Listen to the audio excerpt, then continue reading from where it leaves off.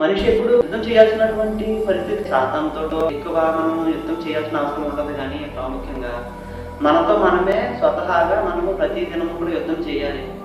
మొదలయ్యేటువంటి ఆలోచనలతోటి, మనలో మొదలయ్యేటువంటి కోరికలతోటి, మనసుతోటి, మన దేహంతో ప్రతి దినము మన యొక్క ఆత్మ ఏం చేస్తూ ఉంటుందంటే యుద్ధం చేస్తూ ఉంటుంది. చాలా మంది అటువంటి సమయంలో కాంప్రమైజ్ అయిపోయి రాజీ పడిపోయి పాపానికి బానిసలైపోతూ ఉంటారు.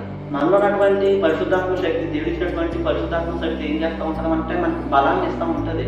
ప్రతి ఒక్క అంధకార శక్తులను ఎదిరించడానికి, మనలో ఉన్న తలంపులను జయించడానికి. వాక్యం కూడా ఏం చెప్తుందంటే, ఆ యొక్క వాక్యం ఎలాంటి వాక్యం అంటే ఖడ్గము వల్లే ప్రతి ఒక్క శోధనలను, తలంపులను విభజించి మట్టుకు మన హృదయంలోనికి దూరం. చాలా మంది ఏం చేస్తారు, వాక్యాన్ని మన హృదయంలోనికి వెళ్లకుండా పాపం అనేటువంటి కార్యములతోటి, వ్యసనములతోటి, అనేక లోకమైనటువంటి విషయాలతోటి దేవుని యొక్క వాక్యాన్ని వారి హృదయంలో వెళ్లకుండా ఒక అడ్డుగాను, ఒక గోడ అనేది, బ్లాక్ అనేది వాళ్ళకి వాళ్ళే కట్టుకుని దేవుడి మీద విశ్వాసం అంతా కూడా వ్యర్థంగా వాళ్ళు పోగొట్టుకుంటారు. ఎప్పుడైతే మనలో మనము మన యొక్క జీవితాన్ని, మన యొక్క శరీరాన్ని, మన యొక్క హృదయాన్ని, మన తలంపులను ఎప్పుడైతే మనం గెలవగలుగుతామో అప్పుడే దేవుడి యొక్క వాక్యానుసారమైనటువంటి జీవితం మనలో కార్యసాధనమైనటువంటి క్రియలను కొనసాగిస్తూ ఉంటుంది.